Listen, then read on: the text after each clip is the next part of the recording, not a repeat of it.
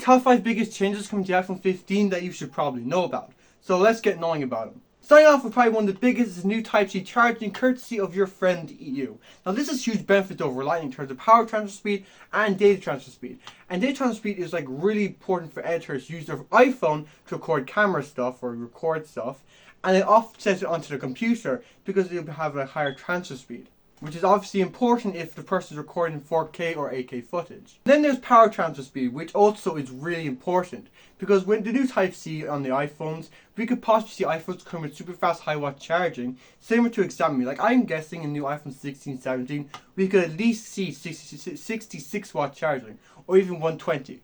Because for a phone that costs like 400, 500 euros, the Redmi Note 12 Pro Plus, that has 120 watt charging, which is like really fast, and you pair that with energy efficiency, the phone pretty much lasts all day. And if you put that onto an iPhone, the iPhone would just be insanely good. This is the A17 Bionic chip. This is a 3nm chip made by TSMC, and the smaller the nanometer you go, tends to be more energy efficient the device is.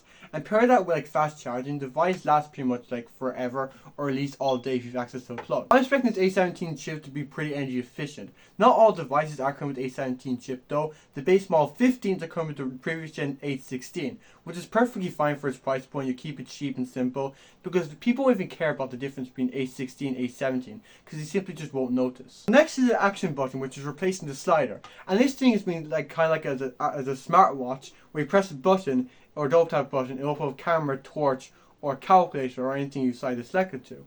And I really like this change. The only downside is though, is that the mute slider, you'll slide red if it's muted. You no longer have that, which means you won't really tell if your phone's on mute. This is a really problem because Android's had this for years, where you basically slide down to the notifications and select like silent, vibrate, and so it's not really much of a problem. Next is the smaller bezels. I'm pretty sure that these smaller bezels is supposed to be the iPhone 15, the world's smallest bezel phone, but with that came one big problem of actually manufacturing the smaller bezels. Because to manufacture smaller bezels there comes a different manufacturing process, and that manufacturing process is messing up and rendering the LG made displays useless. These LG made displays are failing reliability tests, and which is really important thing to have because otherwise the iPhone displays will end up failing at like 2-3 months after launch. Now apparently with this issue there is going to be limited stock when launched in October I think, but they aren't planning on setting back the launch date, instead having a shorter supply. Last but not least is having dynamic island on every single model, which I love dynamic island because it gives the selfie camera actual purpose. Like a bunch of companies see in the past trying to hide the selfie camera.